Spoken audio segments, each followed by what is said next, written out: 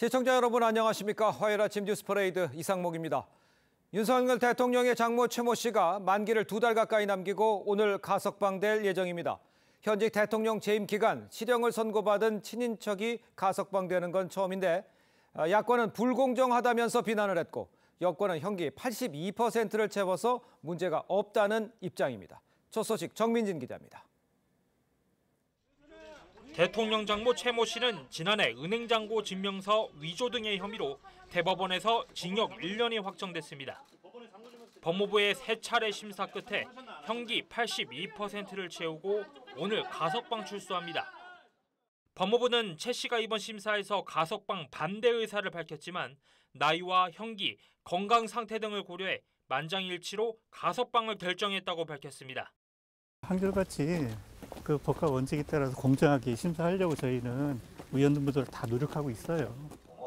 야당은 법무부가 대통령 장모에게 따뜻한 어버이날 선물을 보냈다며 윤석열 정부의 공정과 상식은 조롱거리로 전락했다고 비판했습니다.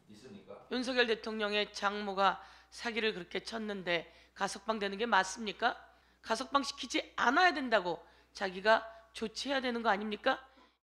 홍준표 대구시장은 조국 대표 부인 정경심 정 교수도 형량의 79%를 채우고 가석방됐다며 형량의 82%를 채운 장모 최 씨의 가석방은 정상적인 절차라고 반박했습니다. 현행법상 징역형을 선고받은 자는 형기 3분의 1이 지나면 가석방될 수 있습니다. TV조선 정민진입니다. 윤석열 대통령의 부인 김건희 여사에게 명품을 건네고 이를 몰래 촬영한 최재형 목사가 검찰 조사를 받았습니다. 최 목사는 선물의 의미와 종류 등을 검찰에 설명했다고 밝혔는데 이 검찰이 요구한 영상 원본 등 증거물은 갖고 있는 게 없다면서 제출하지 않았습니다. 최수용 기자입니다. 명품 수수 논란의 핵심 당사자인 최재형 목사가 12시간에 걸친 검찰 조사를 받고 나옵니다. 최 목사는 검찰이 명품뿐 아니라 다른 선물에 관해서도 조사했다고 밝혔습니다. 모든 거 제가 건네준 선물에 대한 의미, 어떻게 전달했으며 왜 전달했고 그런 거를 다 소상하게 설명했고.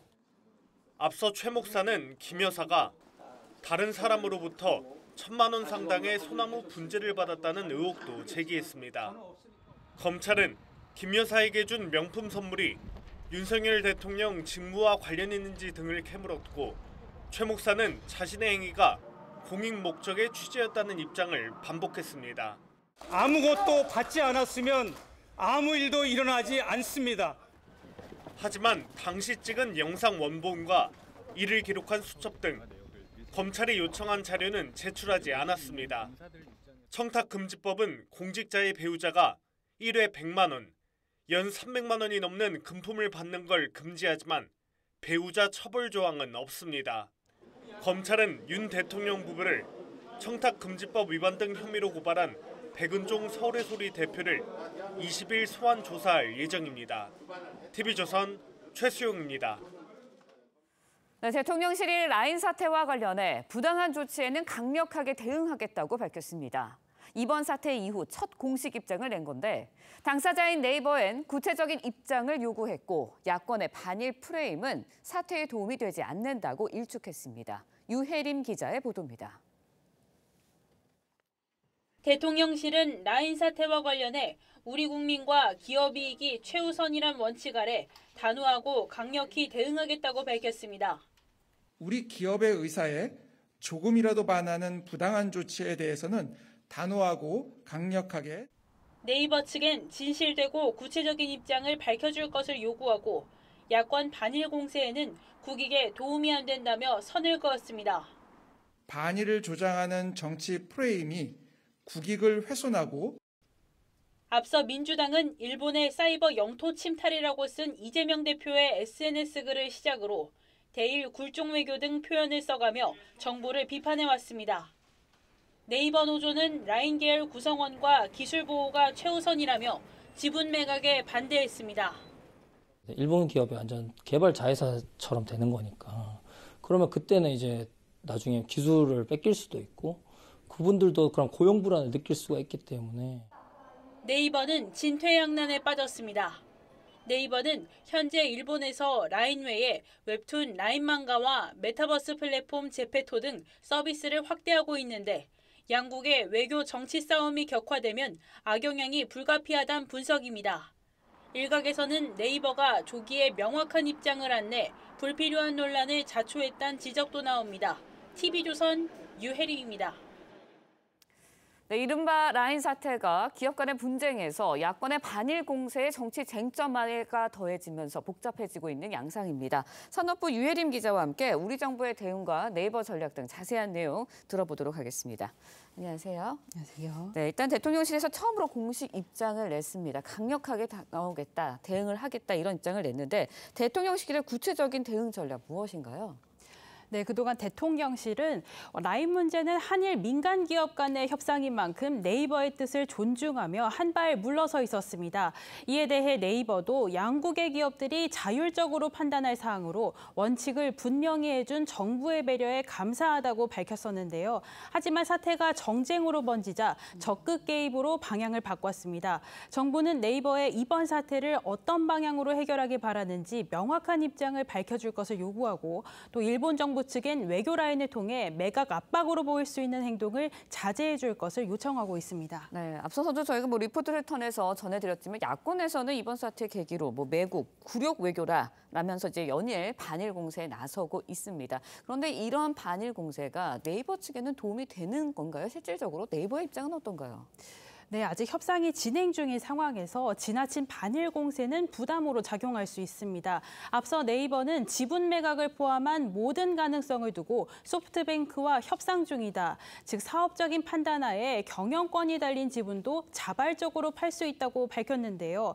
이에 대해 야권에서 일본 정부의 압박에 떠밀리듯 지분을 매각한다거나 일제 침략으로 국권을 상실한 경술국치에 빗대 표현하면서 지분 판매에 심리적 부담을 느낄 수밖에 없습니다. 자칫 일본 내에서 한국에 대한 반감이 생길 경우 네이버가 일본에서 진행 중인 웹툰, 메타버스 등 다른 사업까지 영향을 받을 수 있는 상황입니다. 네, 일단 일본 입장에서는 경영권에 대해서 관련해서 이야기를 한 건 아니다라는 입장이지만 일본 정부가 지분 판매를 사실상 압박한 거다라는 게 기업 업계에서 좀 보는 입장인 것 같습니다. 어떤가요? 네, 직접적으로 지분 판매를 언급한 것은 아니지만 그렇게 해석될 수밖에 없는 요청이 계속해서 있었습니다. 먼저 일본 총무상의 발언 들어보시죠. 資本的な支配を相当程度受ける関係の見直しや、親会社等を含むグループ全体でのセキュリティガバナンスの本質的な見直しの検討の加速化などの措置を講じるように求めたところでありまして。 네, 여기서 자본적인 지배를 상당히 받는 관계란 라인 야후의 지주회사이자 대주주인 네이버가 기술 사업을 맡고 있는 것을 말합니다. 결국 이를 해결하기 위해선 네이버가 기술 부문에서 손을 떼고 대주주 위치에서 내려올 수밖에 없습니다. 네, 네이버의 속내가 좀 아주 복잡해지고 있지 않나라는 생각이 드는데요. 네이버가 앞으로 어떻게 대응하겠다 이런 구체적인 계획이 좀 밝혀진 게 있나요? 네, 아무래도 정부의 요청이 있었던 만큼 협상을 방향을 정하는 데 조금 더 속도를 낼 것으로 보입니다. 사태 초기 네이버는 일본 라인 야후의 지분을 유지하면서 보안 문제를 해결하는 방향으로 일본 정부의 행정 지도에 요청해 왔습니다. 하지만 앞서 말씀드렸듯이 일본 측이 간접적으로 지분 판매를 압박하면서 최대한 유리한 방향으로 지분을 매각하는 방향으로 입장을 정리해 나갈 것으로 보입니다. 네, 그렇다면요. 지분을 매각할 경우에는 어떤 점이 쟁점이 되고 있는 건가요? 네, 지분을 판매하는 양과 가격이 가장 큰 쟁점이 될 것으로 보입니다. 네, 일본 소프트뱅크와 네이버는 라인 야후의 지주사인 A홀딩스의 지분을 정확하게 절반씩 나눠 갖고 있습니다. 소프트뱅크는 1%만 더 갖고 있어도 최대 주주가 될 수 있어서 최대한 적은 비용을 들여 경영권 문제를 해결하는 것이 유리합니다. 반면 네이버는 대주주 위치에서 내려오면 지분이 큰 의미가 없기 때문에 이번 협상을 계기로 새로운 사업에 투자할 자본을 확보하고 일본 대신 동남아 등 다른 지역 사업권을 확보하는 데 집중할 전망입니다. 네, 우리 정부도 적극적으로 나서는 모양새를 보이고 있는데 아무쪼록 우리 기업의 불이익을 당하지 않도록 협상 잘 진행됐으면 하는 바람입니다. 유 기자 말씀 오늘 여기까지 잘 들었습니다. 고맙습니다. 네, 한국과 중국의 외교수장이 6년여 만에 베이징에서 만나 양국 관계와 한중일 정상회의 등을 논의했습니다. 두 나라는 이견이 있더라도 협력해서 분쟁 없이 문제를 해결하자고 입을 모았는데 최근 냉기가 감돌았던 한중 관계 회복의 계기가 될지 주목되고 있습니다. 이정민 기자의 보도입니다. 베이징 자오이타이 국빈관에서 열린 한중 외교장관 회담. 조태열 외교부 장관이 왕이 중국 외교부장과 마주 앉아 양국 현안을 논의했습니다. 조 장관은 이견이 갈등으로 비화하지 않도록 협력을 이어나가야 한다며 양국 간 얽힌 실타래를 풀어 한중 관계가 앞으로 나아가도록 물꼬를 트는 첫걸음이 돼야 한다고 말했습니다. 또 한국은 대외 관계를 제로섬 관계로 인식하지 않는다며 한미 관계 강화로 한중 관계가 소홀해지지는 않을 것임을 시사했습니다. 왕이 외교부장은 한국이 중국과 함께 간섭을 배제한 채 마주보고 가며 힘을 합쳐 건강하고 안정적인 발전을 추진하길 희망한다고 화답했습니다.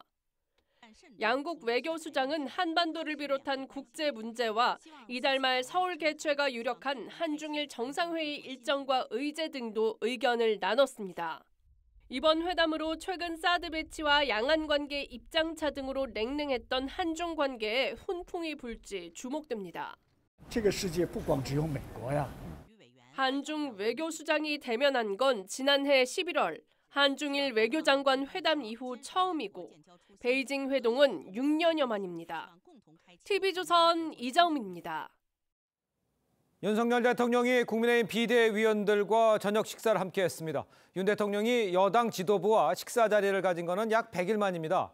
만찬에 앞서서 공식 출범한 황우여 비대위는 첫 회의를 열고 국민의 마음과 신뢰를 얻는 걸 최우선 과제로 삼겠다고 했습니다. 조성호 기자입니다. 국민의힘 황우여 비대위는 출범 후 첫 회의에서 거대 야당과 맞서기 위해선 국민의 마음을 얻는 게 중요하다고 강조했습니다. 거대 야당에 맞서는 길은 국민의 마음을 얻고 또 국민의 신뢰와 지지를 얻는 것밖에 없습니다. 황우여 위원장은 대통령실과 정부에 민심을 제대로 전달하겠다고 했습니다. 대통령실과 정부에 있는 그대로 잘 반영토록 하여서 국정 운영 전반에 국민의 뜻이 스며들도록 하겠습니다. 윤석열 대통령은 새 비대위와 첫 만찬 회동을 했습니다. 윤 대통령이 여당 지도부를 공식 초청해 식사를 한 건 지난 1월 말 한동훈 전 비대위원장과의 오찬 이후 약 100일 만입니다. 국민의힘에선 황우여 위원장과 추경호 원내대표, 비대위원 4명을 비롯해 모두 10명이 참석했습니다. 윤 대통령은 총선에서 나타난 민심을 잘 새겨 국정 운영에 적극 반영하겠다고 했고 황 위원장은 전당대회 등 당 현안을 차질 없이 챙기고 당정 협력을 강화하겠다고 했습니다. 앞서 윤 대통령은 참모들에게 저출생 수석실 신설 준비를 지시했습니다. 지난주 기자회견에서 저출생 대응기획부 구상을 밝힌 데 이어 대통령실 조직도 추가 개편하는 건데 대통령실은 가장 중요한 국가 과제인 만큼 각계 의견을 충분히 경청해 구성하겠다고 했습니다. TV조선 조성호입니다. 네, 여야 신임 원내대표 어제 처음으로 공식 회동을 가졌습니다. 패널 두 분과 함께 정치권 소식 자세히 짚어보죠. 최병묵 정치평론가, 김상일 전 민주당 부대변인 모셨습니다. 안녕하세요. 네, 반갑습니다. 네. 자, 추경호, 박찬대 이 두 원내대표의 첫 만남 화기애애하면서도 신경전이 오간 모습이었습니다. 영상으로 먼저 만나보겠습니다.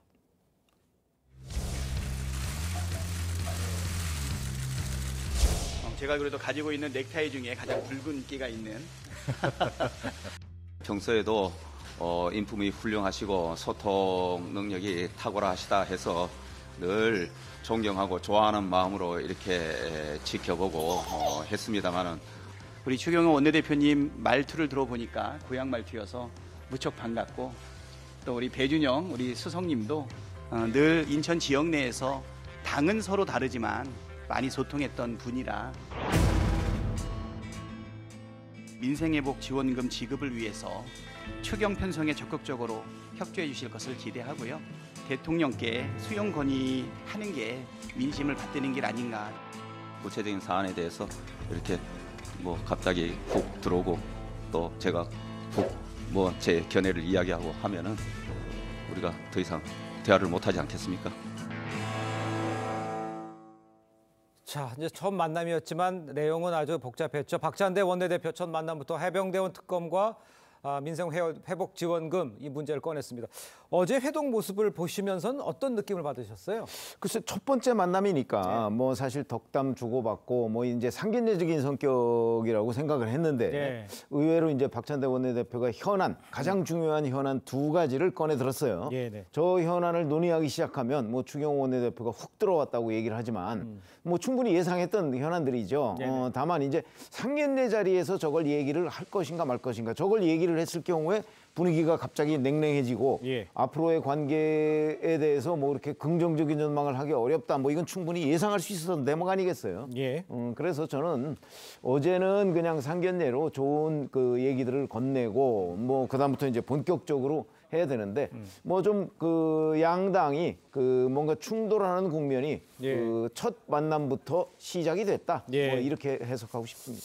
알겠습니다. 이런 상황에 이제 두 원내대표가 앞으로 주 1회 이상 이제 만나서 식사를 하면서 이야기하고 이제 의견을 모아보자 이렇게는 했습니다만 그 첫 번째 난관이죠. 원 구성 논의가 이제 시작이 될 텐데 민주당 이제 법사위원장과 운영위원장 반드시 가져오겠다 이렇게 얘기를 하고 있어서 이 부분은 어떤 식으로 좀 절충이 되겠습니까? 어떻게 내용을 어떻게 봐야 될까요? 그러니까요. 이게 상견례에서도 저렇게 상대방의 어떤 신뢰를 구축하고 이런 노력을 하지 못하는 모습을 보이고 있잖아요. 이렇게 예민한 얘기를 하려면 일단 개인적인 신뢰가 구축되고 편하게 이야기를 하면서 이런저런 다양한 어떤 유연한 아이디어를 낼 수 있는 상황이 돼야 되지 않겠습니까? 그리고 그런 것들이 비공개의 어떤 약속들이 좀 지켜지고 공개적으로 이제 공개적인 자리에서 저렇게 이제 뭐 훅 얘기하면서 상대방을 곤란하게 만든다거나 그런 건 좀 없어야 되는데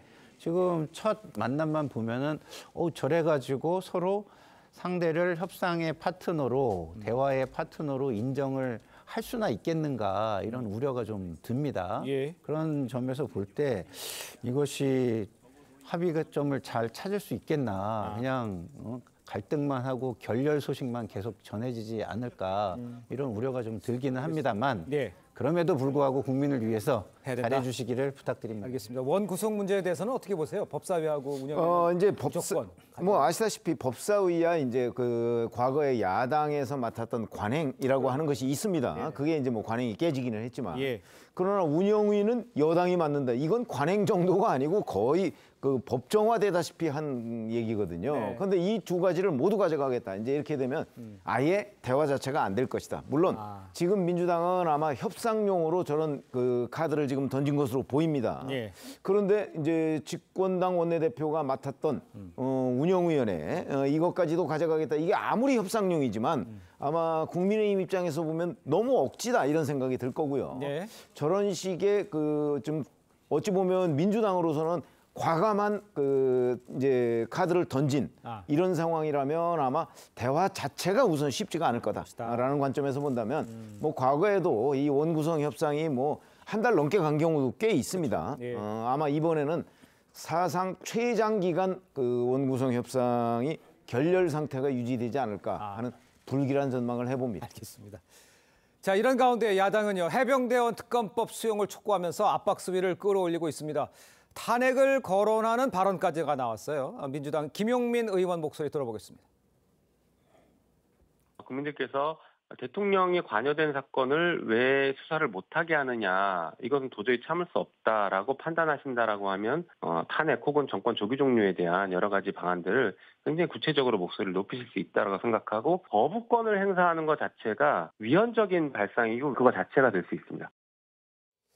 거부권을 행사하는 게 위헌적이다. 이 발언은 맞습니까? 어떻게 해석하십니까? 뭐 그냥 좀 본인의 입장에서 뭐 논리를 뭐 억지로 좀 세운 거 아닌가 이런 생각이 드는데요. 저는 뭐 개인적으로는 그렇게 보기는 좀 어려울 것 같습니다. 그런데 어쨌든 간에 탄핵의 사유가 될 정도로 위법하거나 위헌적이진 않을 수 있지만 국민의 정서와 총선 민의를 전면으로 반하는 것은 맞는 거라고 저는 보고요. 그럴 경우에 탄핵은 아니더라도 국민들이 하야 요구를 할 수도 있다는 걱정이 좀 됩니다. 그런 측면에서 보면 좀 총선 민의를 좀 더 받드는 모습을 대통령과 대통령실이 보여주셨으면 좋겠다라는 좀 바람이 있습니다. 알겠습니다.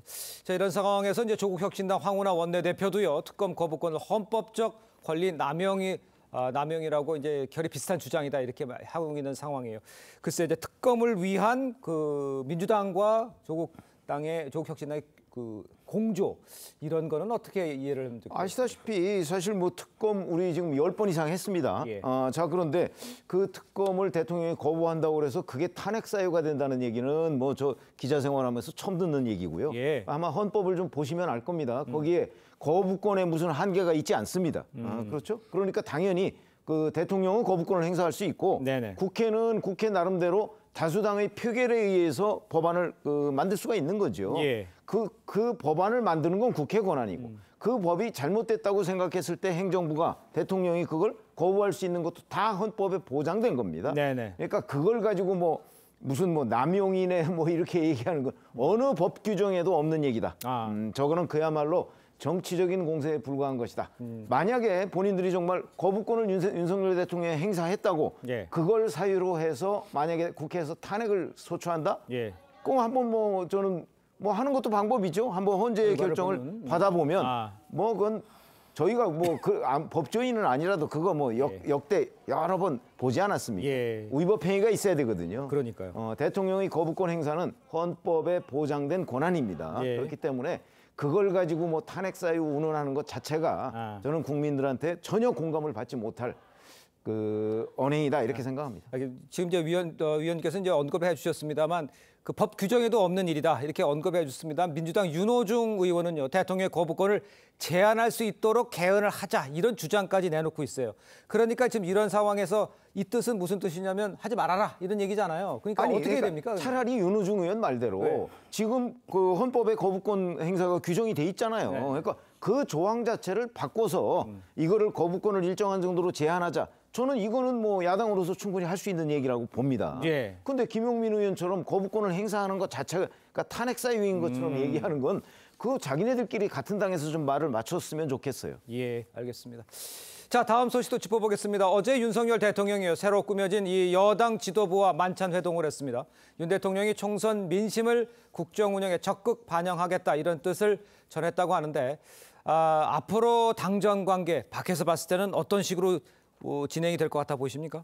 글쎄요, 이게 국민을 위해서 간언을 할 수 있는 비대위가 새로 꾸려졌느냐, 비대위가 꾸려진 면면을 보면 그렇지 않은 것 같아요. 신윤 비대위가 됐거든요. 그러면 여전히 대통령실에 눈치 보고 아부하는 비대위로 남을 가능성이 굉장히 저는 높다고 보고요. 그래서 당정관계 개선이 과연 될까 굉장히 우려스러운 시각으로 저는 보고 있습니다. 그리고 대통령실의 입장, 여당의 모습 이런 것들이 국민들이 보기에는 어떤 변화가 감지되지 않는데 저렇게 말로만 아래 성찬만 늘어놓는 것은 오히려 국민들이 굉장히 분노하게 만들 수도 있고 화나게 만들 수 있다 이런 생각이 듭니다. 알겠습니다. 자, 이런 가운데 당 지도부의 이제 최대 과제가요, 이 전대일 거죠. 실무총괄하는 이 성일종 총장이요, 7월 유력서를 언급을 했습니다. 앞서 이제 황우여 위원장이 실무 준비 절차를 이유로 8월까지 연기될 수 있다 이런 뜻을 밝혔는데, 그렇다면 이것이 친윤계가 말하는 이 7월 전대 이 뜻을 모은 거 아니냐 이런 이야기가 나오는데 이건 어떻게 이미 전임 윤재욱 원내대표가 6월 말 7월 초를 얘기했잖아요. 그런데 계속 황우여 비대위원장이 비대위원 인선을 조금씩 늦춰가면서 이제 심지어는 뭐 8월설까지 나오니까 이제 성일종 사무총장이 저렇게 얘기를 한 것으로 보이는데, 자, 지금 총선 완패 뒤에 집권당에서 보이는 모습 거의 지리멸렬 단계입니다. 이런 단계를 예를 들어서 최대한 단축하는 게 중요하지. 이걸 계속 뭐 이런저런 절차상 이유 같은 걸 들어서 그거를 연장하는 것이 집권당한테 과연 도움이 될까? 이런 관점이 저는 거의 유일한 기준이 돼야 된다고 생각하거든요. 그런 점에서 본다면 성일종 사무총장이 얘기한 7월 유력이 아니라 본인이 사무총장이면 그거를 추진을 하면 되는 거죠. 그러니까 제가 이렇게 객관적으로 보면 지금 전당대회는 빠를수록 좋다. 빠를수록 좋다. 그러면 오히려. 당연하죠. 왜냐하면 지금 이 모든 사태의 그 집권당 재정비는 차기 지도부가 해야 될 일이지 지금 비대위는 관리형이기 때문에 전당대회 준비만 하면 되는 겁니다. 그래서 뭐 자꾸 역산 얘기도 나오고 그렇습니다만은 역산할 일이 아니고 아니 뭐 전당대회 아니 저 당에 지도부가 하고자 하면 뭐 그 기간 좀 땡기는 게 뭐가 그렇게 어렵습니까? 그런 점에서 본다면 지금 그 국민의힘 지도부는 상황을 좀 크게 보면 길이 보인다. 저는 이렇게 생각합니다. 알겠습니다. 자, 이런 문제가 이제 언제 하느냐 이런 문제가 계속 이야기가 나오는 게와 연동돼서 전대 룰이 어떻게 되느냐 여기에 이제 관심이 있는 거 아니겠어요? 어떻게 될 것 같아 보이세요? 그러니까 전대 룰을 변화할 수 있는 가능성이 있기 때문에 시간이 부족하다는 등 이런 얘기가 저는 나오는 걸로 보거든요. 그렇게 볼 수도 있죠. 그러나 그 결정을 조금 더 과감하고 빨리 한다면 속도를 빠르게 진행하는 것도 또한 저는 가능할 거라고 봅니다. 그렇기 때문에 이걸 눈치 볼 게 아니라 지금 160명의 원외위원장이 룰을 바꿔야 된다. 민심을 반영할 수 있게 해야 된다. 이렇게 얘기를 하고 있고 그다음에 비록 친윤이지만 낙선을 했기 때문에 민심의 맛을 본 전주의 의원까지도 비대위원까지도 이 개정을 적극적으로 검토해야 된다. 이런 얘기를 지금 하고 있는 거거든요. 그러니까 제가 볼 땐 총신 민심을 받아서 개정하는 쪽으로 방향만 정하면 그다음에 전대까지의 과정은 아주 빠르게 신속하게 진행할 수 있지 않을까 이런 생각이 좀 듭니다. 알겠습니다. 자, 이런 모든 이야기가 나오는 과정에는요. 그 한동훈 전 비대위원장이 어떻게 행동하느냐, 전대에 나오냐 안 나오냐 요거에 대해 관심을 가지고 있기 때문일 수 있겠습니다. 자, 이런 가운데 그제요. 저녁 한동훈 전 위원장 저녁 자택 근처 중식당에서 원희룡 전 장관과 만찬을 한 것으로 확인이 됐습니다. 두 사람이 회동했다, 만났다. 어떤 의미를 부여할 수 있겠습니까, 저건? 글쎄, 현재로서는 상당히 중요한 만남인 것으로 보이긴 해요. 왜냐하면 한동훈 전 위원장 현재 전당대회 출마 여부가 아직 불투명하죠. 그러니까요. 근데 원희룡 전 장관도 뭐 전당대회 출마한다는 얘기도 있고, 뭐 그렇지 않다는 얘기도 또한 있습니다. 그러니까 아마 원희룡 전 장관이 요청해서 만났다고 하죠. 그렇게 되면 원 전 장관이 그 한동훈 전 위원장의 거취 뭐 이런 부분에 관해서 좀 가서 물어봤을 가능성도 있고 아니면 뭐 또 하나의 가능성은 이제 뭐 용산 대통령실에서 한동훈 전 위원장과의 관계를 좀 개선하기 위해서 뭔가 중재를 요청했기 때문에 그걸 전달하러 갔을 가능성도 있고 지금 현재로서는 그 여러 가지 관측이 다 공존하고 있기 때문에 조금 더 현장 기자들이 좀 취재를 해봐야 되는 대목이 아닌가 이렇게 판단이 됩니다. 알겠습니다. 지금 말씀하신 대로 한 전 위원장이 전대 등판 가능성에 이목이 집중되고 있는 상황이잖아요. 나오면 흥행에도 도움이 될 것이라는 이야기들이 많이 나와요. 어떻게 보십니까? 나오는 것 자체는 어떻게 생각하세요? 글쎄요, 뭐 짧게 흥행이 될 수도 있지만 크게는 맞죠 아니다. 흥행보다는 갈등의 요인이 될 가능성도 상당히 있기 때문에 갈등 부분을 좀 생각을 한다면 다음 당대표가 갈등을 저는 필연적으로 겪을 수밖에 없는 당대표라고 한다면 이렇게 빠르게 나올 필요가 있는가. 그리고 두 번째는 책임지는 행동을 보이겠다고 물러나서 그러니까 뭐랄까요, 이렇게 조금 조용히 지내는 것인데 그런 모습과 반하는 모습을 보이는 것이 총선 참패에 대한 책임론으로 번지지는 않을까 이런 부분도 저는 좀 우려스럽습니다. 알겠습니다. 일단 그 한 전 위원장에 대한 당내 견제도 커지고 있는 상황입니다. 오세훈 서울시장이 연이어서 지난 총선의 패인을 지적을 하고 있고요. 홍준표 대구시장 뭐 지속적으로 한 전 위원장을 겨냥하고 있는 모습입니다. 글쎄요, 뭐 오세훈 시장도 등판하고 계속 비판이 이어지고 있는데 한 전 비대위원장을 비판하는 이 시각은 어떻게 봐야 됩니까? 저는 뭐 이렇게 약간의 균형을 잃었다고 생각을 합니다. 그건 무슨 얘기냐면 이번 총선 참패의 책임, 저는 가장 큰 책임이 윤석열 심판론에 있다고 보거든요. 그렇기 때문에 오세훈 시장이든 홍준표 시장이든 윤석열 정부 심판론을 완전히 지금 제껴놓고 한동훈 책임론만 얘기하고 있다면 이건 균형을 잃었다 이렇게 제가 보는 거고요. 만약에 오세훈 시장의 경우에 이제 윤석열 대통령 책임론과 함께 한동훈 책임론도 얘기한다면 그거는 그 균형 그 균형적인 시각이다 이렇게 생각하는데 네네. 현재는 이제 두 그 서울시장과 대구시장이 다 그 한동훈 그 전 비대위원장의 어떤 전략적 실패, 뭐 2조 심판론이라든가 이런 거를 이제 얘기를 하고 있어요. 네. 뭐 그것도 적어도 한동훈 책임론에서만 얘기를 한다면 충분히 가능한 분석이다 이렇게 생각을 합니다.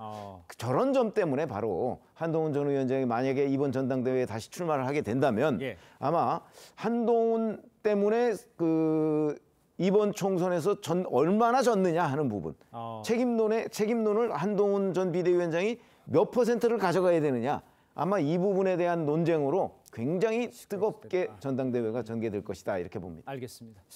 자, 다음으로 국회의장 선거 관련 소식 짚어보겠습니다. 조정식, 정성호 의원 출마 포기로 추미애 당선인과 우원식 의원 맞대결로 압축이 됐죠. 두 사람 목소리를 한번 들어보겠습니다.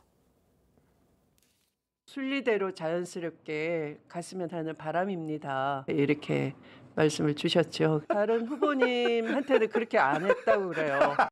제가 제일 세니까 후보들 간에 그런 것 같은데 근데 사실은 좀 황당하더라고요.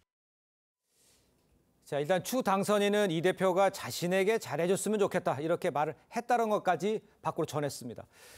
분위기가 추 당선인 쪽으로 기울어졌다라고 보면 맞습니까? 네, 좀 그런 것 같습니다. 그렇습니까? 처음에는 명심은 조정식 의원에게 좀 있었다라고 좀 알려져 있었는데 그것이 이제 추 의원께서 그 여론전을 좀 세게 하면서 조정식 의원으로는 조금 이것을 돌파하기가 쉽지 않겠다 해가지고 정성호 의원 쪽으로 좀 기울어졌다라고 또 알려졌어요. 맞아요. 근데 그 다음에 지금은 너무 이 강성 지지층의 어떤 압박이 심하니까 추 의원 당선인 쪽으로 기운 것이 아닌가. 이게 사실상 지금 당내의 분위기인 거는 사실로 보입니다.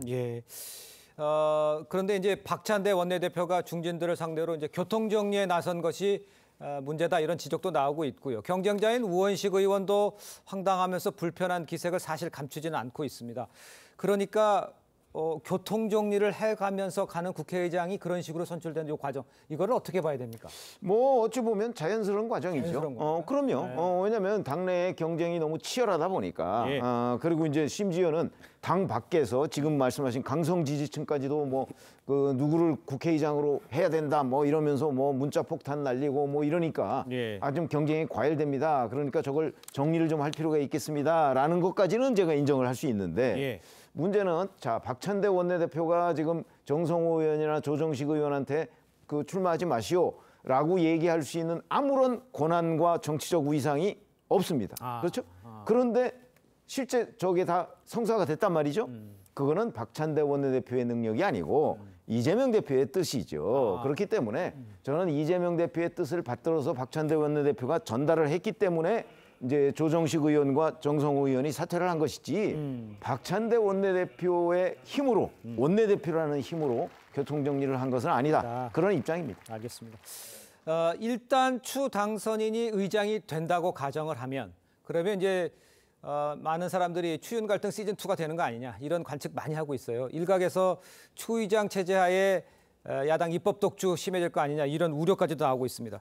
그런 부분을 지적하는 민주당 사람들도 있죠. 근데도 추미애 대표가 국회의장으로 가는 것에 많이 힘이 쏠리는 걸 어떻게 이해하면 좋겠습니까? 그러니까 저는 이 부분이 되게 답답한데요. 저도 이제 추미애 국회의장에 대해서 비판을 많이 해요. 근데 그 비판이 충분한 효과를 발휘하지 못하는 이유는요.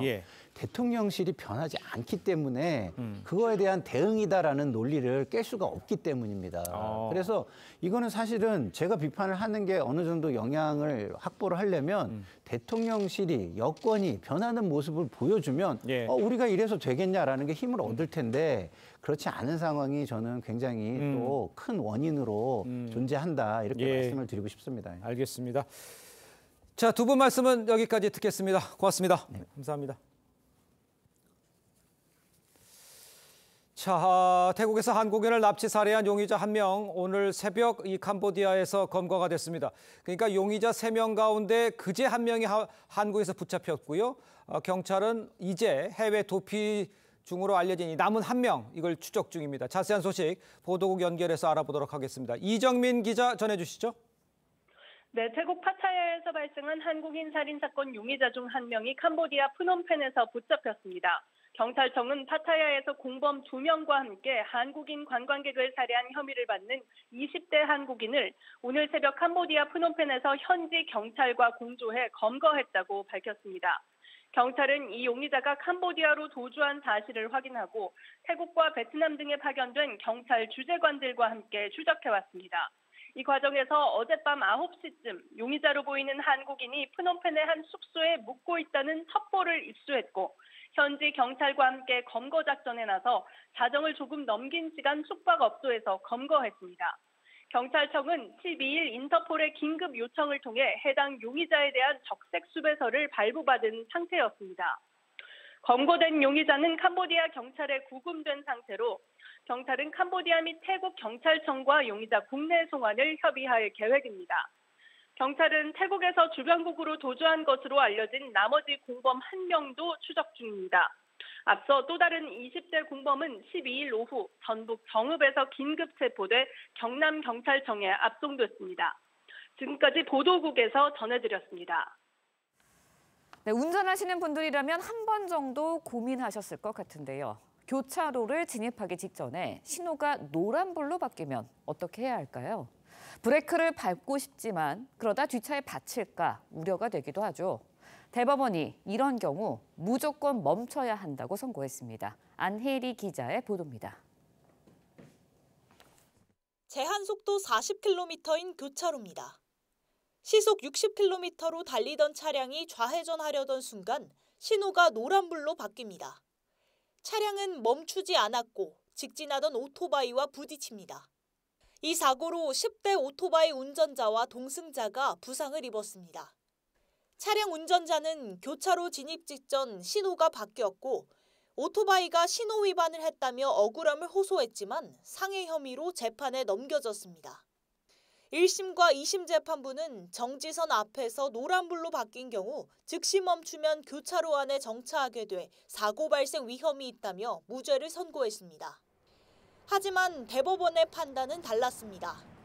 노란불로 바뀐 이상 정지선을 넘는 상황이 예상되더라도 멈추지 않으면 신호 위반이라며 유죄 취지로 파기환송했습니다.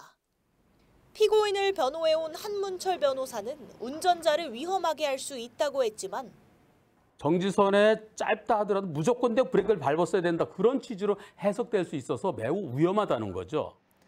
이번 판결로 노란불을 둘러싼 혼란이 해소됐다는 평가도 나옵니다. TV조선 안혜리입니다. 자, 앞서 전해드린 대로 김건희 여사에게 명품을 건넨 이 최재형 목사가 12시간 넘게 검찰 조사를 받고 어젯밤 귀가를 했습니다. 네, 백성문 변호사, 장현주 변호사와 함께 관련 내용 자세히 짚어보도록 하겠습니다. 안녕하세요. 안녕하세요. 네, 안녕하세요. 자, 먼저 이 검찰의 최재형 이 목사를 상대로 어떤 내용을 좀 집중적으로 조사를 한 겁니까? 일단 최재형 목사는 피의자 신분으로 출석을 한 거고요. 그러니까 이게 지금 좀 헷갈려 하시는 분들이 많은데 청탁금지법에서는 준 사람도 처벌이 되기 때문에 일단 청탁금지법 위반 주거침입 혐의로 어제 조사를 받은 겁니다. 네. 말씀하셨던 것처럼 김건희 여사와 만난 경위부터 시작을 해서 명품백을 건넨 과정, 그리고 명품백을 건넨 이유, 그러니까 이제 뭔가 대가 관계가 있었는지 청탁을 한 것인지 직무 관련성이 있는지 이런 부분들에 대한 질문과 그리고 이 명품백 이외에 또 다른 선물들을 제공한 사실이 있는지 그러니까 처음 만남부터 김건희 여사 만남부터 마지막까지의 전 과정을 조사했다고 보시면 됩니다. 어제 오전 9시 좀 넘어서 시작해서 밤 9시 좀 넘어서까지 했으니까 대략 12시간 정도 굉장히 고강도 조사를 받은 건데요. 일단 총 4차례에 걸쳐서 300만 원 상당의 명품백, 또 180만 원 상당의 샤넬 향수, 화장품, 또 40만 원 상당의 양주 등을 건넸다라고 진술을 했고요. 직무 관련성은 있었다라고 주장을 하는데 어떤 취지로 있었는지는 정확하게 언론에 밝히진 않았습니다. 그렇군요. 네, 최 목사는 이제 검찰 출석에 앞서서 김 여사가 아무것도 받지 않았다면 아무 일도 일어나지 않았다라는 말을 하기도 했거든요. 공익적 취재였다는 자신의 주장을 뒷받침하기 위해서일까요? 어떤 이유로 이런 이야기를 하는 걸까요? 그렇죠. 결국 본질은 김건희 여사가 명품백 등 선물을 받았다라는 것에 있다라는 점을 좀 주목해야 된다라는 취지가 아니었겠나라는 생각 듭니다. 특히 이제 최 목사는요, 이제 검찰 수사에 들어가면서 입장을 밝히면서 윤 대통령과 김건희 여사의 실체를 밝히기 위해서 언더커버, 그러니까 잠입 수사 형식의 어떤 취재를 한 것이다라는 취지로 계속 얘기를 하고 있거든요. 그러면서 이제 아무 것도 받지 않았다며 아무 일도 일어나지 않았을 것이다 이야기를 했는데 이게 사실 작년 전당대회에서 대통령실 당시 정무수석이 안철수 의원을 상대로 해서 아무 말도 하지 않으면 아무 일도 일어나지 않을 거다라고 얘기했던 게 있거든요. 예. 즉 그 부분을 좀 떠올리게 하는 것 아니겠느냐라는 이야기도 지금 나오고 있습니다. 알겠습니다. 자, 이런 가운데 이제 김 여사 관련 수사를 지휘하는 서울중앙지검 지휘부가 모두 교체가 됐습니다. 인사 시기가 대체로 이제 그 7월 이후로 해서 한 4개월 정도 가량 앞당겨졌다 이런 이야기가 많아요. 그러니까 시기도 그렇고 39명인가요? 네. 폭도 그렇고 이걸 어떻게 이해하면 좋겠습니까? 그러니까 사실 굉장히 이례적이고요. 네네.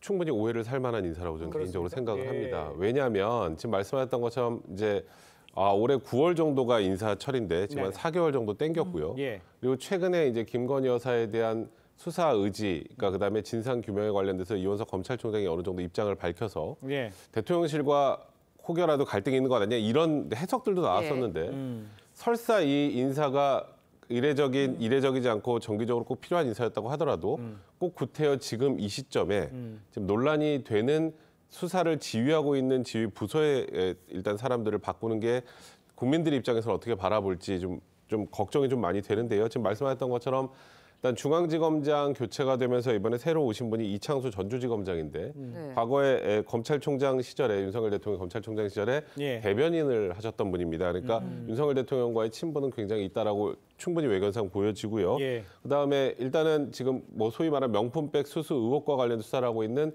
1차장 검사도 법무연수원으로 가게 됐고요. 맞아요. 그다음에 지금 도이치모터 수사를 하고 있는 고용원 4차장 같은 경우도 뭐 형식상으로는 영전입니다. 수원고검 차장검사로 승진을 했습니다만 좌천성 영전이라는 얘기가 나오고 있고 맞아요. 무엇보다 이원석 검찰총장의 어찌 보면 가장 핵심 측근이라고 할 수 있는 대검부장들이 예. 한 명을 제외하고 전원 교체가 됐기 때문에 대통령실에서 소위 말하는 검찰에 대해서 약간의 불만을 표출한 것이 아닌지라고 충분히 해석을 할 수 있는 그런 인사라고 봐야 될 것 같습니다. 네, 이례적이다라는 말씀을 해주셨는데 그렇다 보니까 정치권에서는 여야가 이제 방탄 인사다, 사법부 흔들기다 이러면서 쟁점화되는 분위기거든요. 그런데 김 여사의 명품 수수 의혹 사건 수사에도 영향을 줄까요, 실질적으로? 앞서 백선문 변호사님이 잘 설명해 주신 것처럼 지금 서울중앙지검장만 교체된 게 아니고요. 1차장부터 4차장까지 다 교체가 될 예정입니다. 그렇죠. 특히 1차장 같은 경우에는 명품백 수수 논란과 관련된 수사를 하고 있고요. 4차장 같은 경우에는 이제 도이치모터스 주가 조작 사건과 관련된 수사를 전담하고 있습니다. 예.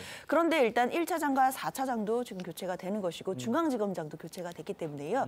결국에는 수사의 지휘 라인 전체가 교체된 것이라고 평가할 수 있습니다. 당연히 일산 수사가 조금은 지연될 수밖에 없다라는 평가 나올 수밖에 없고요. 예. 지연을 넘어서서 차질이 있는 것이 아니겠느냐라는 우려가 나오는 것도 어찌 보면 당연해 보인다라고 생각합니다. 알겠습니다. 그거만 짧게 여쭤볼게요. 네. 그 검찰총장이 자기가 임기가 끝나기 전에 빨리 신속하게 처리하라고 했는데 네. 바뀌었어요. 네. 이거는 검찰총장 입장에서는 이걸 어떻게 해석을 하게 될까요? 사실 이원석 검찰총장이 오늘 일정을 전부 다 취소를 한 걸로 그래요? 지금 알고 예. 있는데요.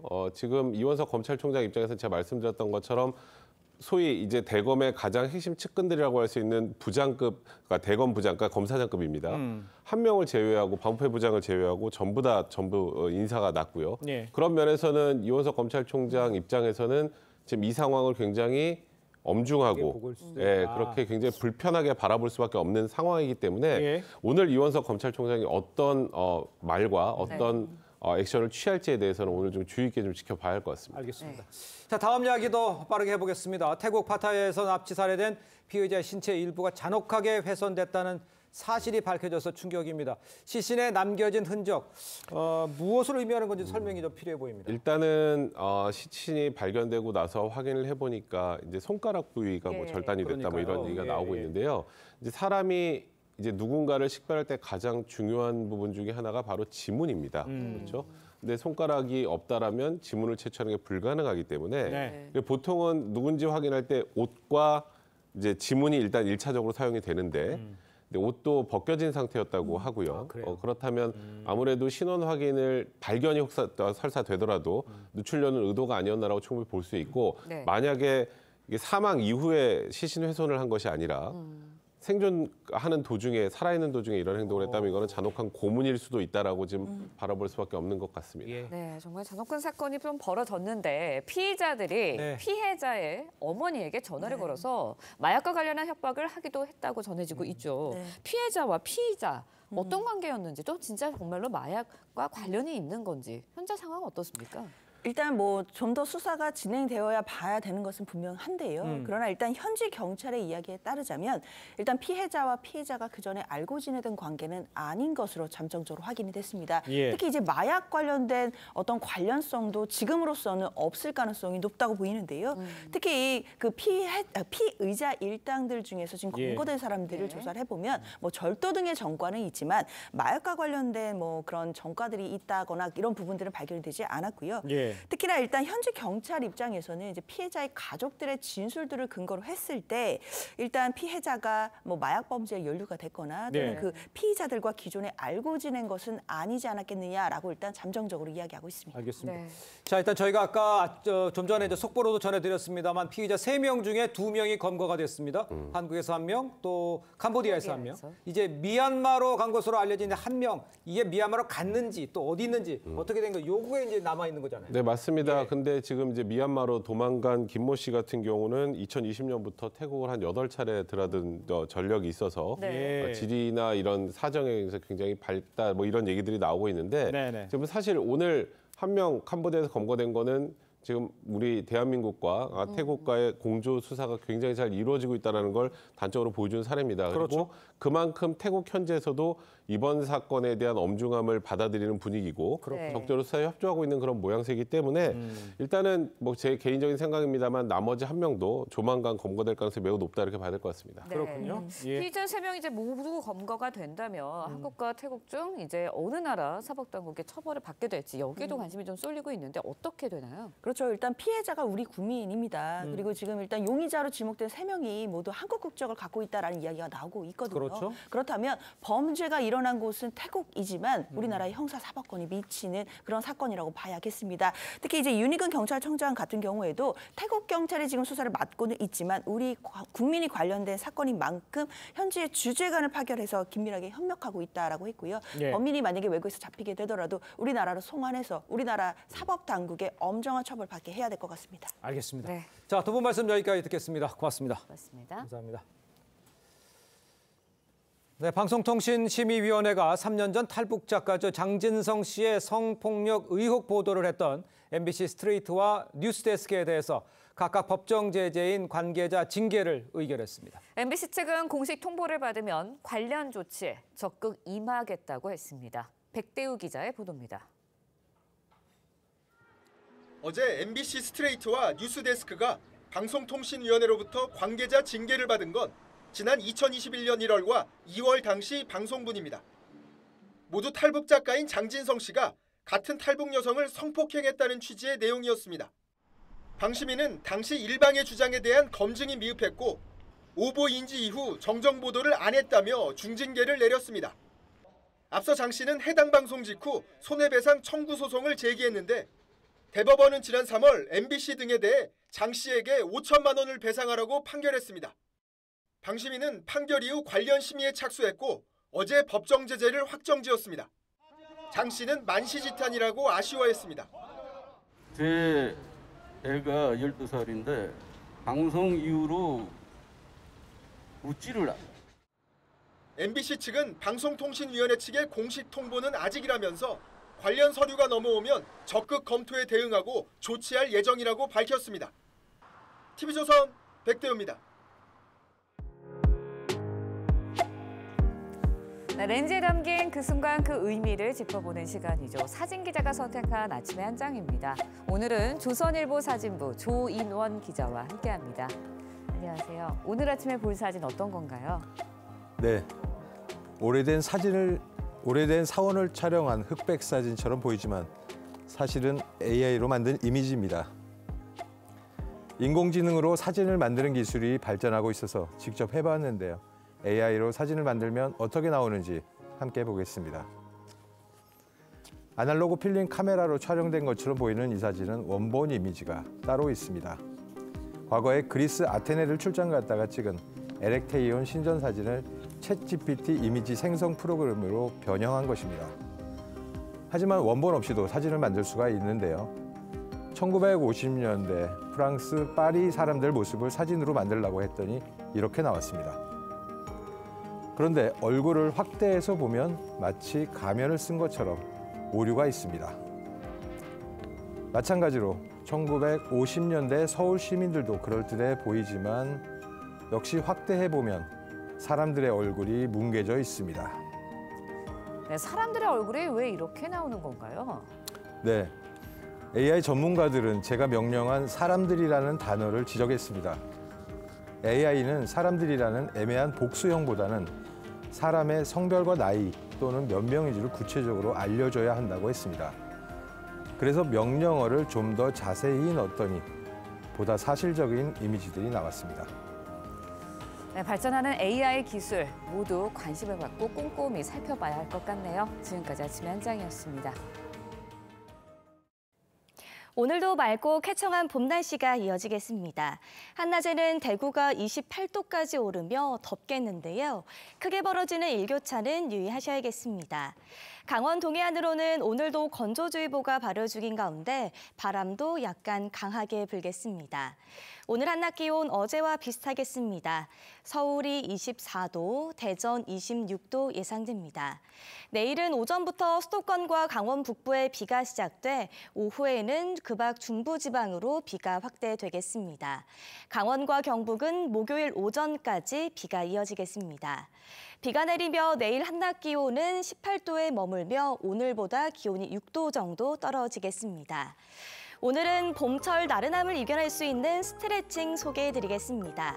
춘곤증의 과격한 스트레칭은 오히려 몸을 더 필요하게 만들 수 있어 가볍게 근육을 풀어주는 동작이 좋은데요. 지금 뉴스퍼레이드 함께하고 계신 시청자분들도 앉은 자리에서 쉽게 따라할 수 있는 동작입니다. 먼저 양팔을 위아래로 포갠 다음에 골반을 고정한 상태에서 옆으로 상체가 당길 때까지 돌고 3초 정도 유지해줍니다. 반대쪽도 똑같이 1, 2, 3 이렇게 근육이 당겨지게 해줍니다. 짧은 시간 투자해서 나른해지기 쉬운 봄 건강하게 보내시기 바랍니다. 날씨와 생활정보 이나일입니다. 네, 이상으로 화요일 뉴스퍼레이드 마칩니다. 네, 저희는 내일 아침 7시 30분에 다시 찾아뵙겠습니다. 시청해주신 여러분 고맙습니다.